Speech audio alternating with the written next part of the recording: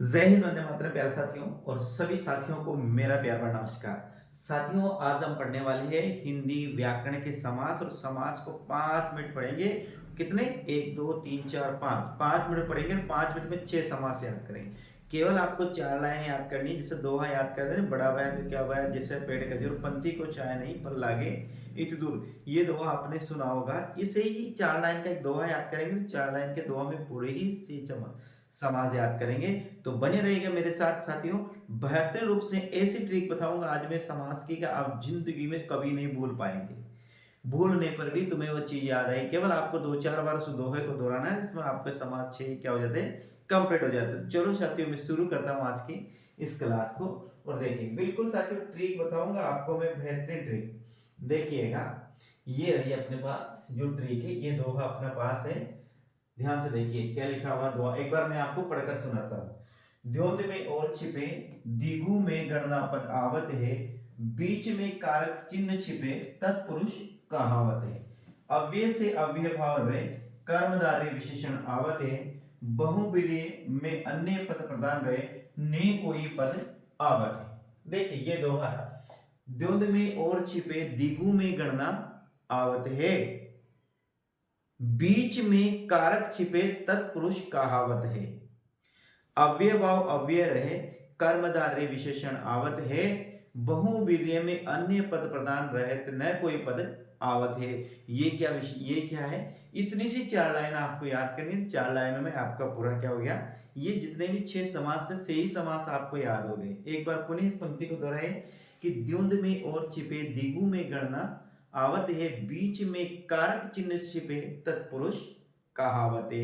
अव्यय भाव अव्यय ही रहे, कर्मधारय विशेषण आवते, बहुवीर्य में ने कोई पद प्रदान रहे, अन्य ही पद आवत है। इतना सा आपको याद करना है। द्वंद्व में और छिपे, दिगु में गणना पद आवत है, बीच में कारक छिपे, तत्पुरुष कहावत है। अव्यय से अव्यय भाव रहे, कर्मधारय विशेषण आवत है, बहुवीर्य में अन्य पद प्रदान रहे, ने कोई पद आवते। इतना सा याद करना। इतना में से अब कैसे समझिएगा, मैं आपको इसको समझाता हूँ। जो द्वंद्व समास है, इसमें क्या है कि आपको पता होगा, और, एवं और तथा, इन शब्दों में क्या होता है, लोप होता है। जैसे रात दिन, माता पिता, पति पत्नी, राधा कृष्ण, हरि राम, ये आदि जो शब्द है, यानी कि द्वंद्व समास में क्या होता है, और, एवं, तथा, इन शब्दों का लोप होता है। तो द्विगु समास में क्या होता है, द्विगु समास में पहला पद होता है वो क्या होता है, संख्यावाचक होता है। पहला पद होता है वो क्या होता है, संख्या। और समस्त पद किसका बोध कराते हैं, समूह का बोध कराते हैं। जैसे यहाँ लिखा अपन ने, सप्ताह, सप्त, ऋषि, अष्ट सिद्धि, नवनिधि, ये आदि सब क्या, त्रिभुज, चौराया, ये जो सब शब्द है ये क्या है, द्विगु में। यानी कि आपको ध्यान रखना है, द्विगु समास का जो पहला पद होता है वो क्या होता है, संख्यावाची होता है। यानी कि वो संख्या का क्या कराता है, संख्या का बोध कराता है। लेकिन जो समस्त पद होता है ना, वो किसका बोध कराता है, वो साथियों समूह का बोध कराता है। तो वो कौन सा होता है, द्विगु समास होता है। और बीच में कारक छिपे वो क्या कहलाता है, तत्पुरुष समास। तत्पुरुष में कर्ता कारक एवं संबोधन कारक, एवं संबोधन कारक दोनों को छोड़कर 6 जो कारक होते हैं, इनमें विभक्ति चिन्हों का लोप होता है, वो तत्पुरुष समास कहलाता है।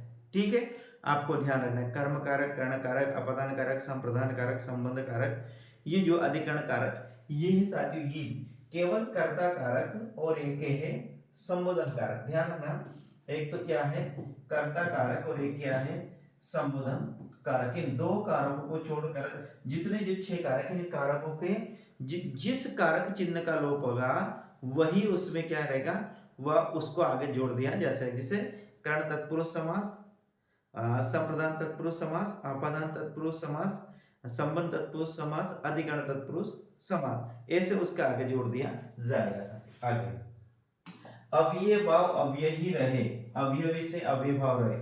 यानी कि अव्ययभाव समास में पहला पद क्या होता है, अव्यय होता है। अव्यय को आप उपसर्ग भी कह सकते हैं। जिस समास का पहला पद अव्यय होता है और वही पद प्रधान होता है वह अव्ययभाव समास कहलाता है। हिंदी के समस्त उपसर्ग साथियों अव्यय कहलाते हैं, आपने सुना। यानी कि जिस पद में, जिस समास में पहला पद अव्यय होता है वही क्या कहलाता है, अव्ययभाव समास कहलाता है। जिस समास में पहला पद क्या होता है, उपसर्ग होता है, वही क्या कहलाता है, अव्ययभाव समास कहलाता है। यह आपको ध्यान में रखना। आगे हम बात करते हैं कर्मधारय विशेषण। अब जो कर्मधारय समास होता है इसमें क्या होता है, पहला पद साथियों विशेषण होता है और दूसरा क्या होता है, विशेष्य होता है। ये याद रखना। पहला पद साथियों विशेष्य भी हो सकता है, ये भी आपको ध्यान, और दूसरा साथियों विशेषण भी हो सकता है, ये भी आपको। पहला पद साथियों विशेषण भी हो सकता है, क्या हो सकता है, विशेषण हो सकता है। दूसरा पद भी क्या हो सकता है, विशेषण हो सकता है। ये आपको ध्यान रखना है। यानी कर्मधारय समास होता है उसमें आगे न पीछे कहीं न कहीं आपको विशेषण मिलेगा। पहला पद भी विशेषण हो सकता है, दूसरा पद भी विशेषण हो सकता है, दोनों पद भी विशेषण हो सकता है। विशेषण आगे भी आ सकता है, विशेषण पीछे भी आ सकता है, या फिर दोनों पद विशेषण होते हैं, उसे क्या कहते हैं, कर्मधारय समास कहते हैं। और बहुब्रीहि समास में साथियों ध्यान रखें, बहुब्रीहि समास में अन्य पद प्रधान रहे, यानी कि पहला पद और दूसरा पद। समास में दो पद होते हैं, पहला पद और दूसरा पद। पहला पद को क्या कहते हैं, पहले पद को पूर्व पद कहते हैं, पूर्व पद, और दूसरे पद को क्या कहते हैं, उत्तर पद कहते हैं। तो जो बहुब्रीहि समास होता है उसमें ना तो पहला पद पूर्व पद प्रधान होता है, नहीं क्या होता है, उत्तर पद प्रधान होता है। इसमें क्या होता है, अन्य ही पद प्रधान होता है। क्या होता है, अन्य ही पद प्रधान होता है, उसे बहुब्रीहि समास कहा जाता है। जैसे दशानन, दस और आनंद, जिसके दस है आनंद, रावण। ये ऐसे मतलब ऐसा जो शब्द है जिसमें त्रिलोचन, तीन लोचन कौन, शिव जी। ऐसे आपको याद रखना है। पीतांबर पीते जिसके अंबर कौन, श्री कृष्ण भगवान। तो ये जो शब्द है साथियों, मुरलीधर, मुरली को धारण करने वाले कृष्ण भगवान। तो ये से जो शब्द है इनको आपको ध्यान रखना है, जिन शब्दों में ना तो पहला पद प्रधान होता है ना दूसरा पद प्रधान होता है, जिसमें अन्य ही पद प्रधान होता है, वो कहलाता है कौन सा, बहुब्रीहि समास। तो ये आपको ये याद रखना है, केवल ये लाइनें याद रखनी है। क्या याद रखनी है, ध्यान से देखिएगा। द्वंद में और छिपे, दिगु में गणना पद आवत है, बीच में कारक छिपे, तत्पुरुष समाज कहावत है, अव्यय से अव्यय भाव रहे, कर्मधारय विशेषण आवत है, बहुब्रीहि में अन्य पद प्रधान रहे, ने कोई पद आवत है। ये पंक्ति आपको याद करना, कोई सा भी प्रश्न आपको समास से संबंधित गलत नहीं जाएगा साथियों। तो ये आज की क्लास में कितना सा आपको याद करना है और समास को चुटकी में याद करिए। साथियों क्लास में पहली बार तो चैनल को जरूर सब्सक्राइब कीजिएगा, चैनल को पहली बार सब्सक्राइब कीजिएगा, साथ साथ बेल आइकन दबाकर किस पे प्रेस करना है, आपको ऑल पर भी प्रेस करना है, ताकि हर प्रकार की क्लास आप तक पहुंच सके। फर्स्ट ग्रेड और सेकंड ग्रेड के हिंदी साहित्य का संपूर्ण कोर्स निःशुल्क पढ़ने के लिए जरूर से जरूर साथियों चैनल को सब्सक्राइब करिएगा। तो जय हिंद, वंदे मातरम प्रिय साथियों। कल फिर मिलते हैं अगली क्लास में। राम राम साथियों।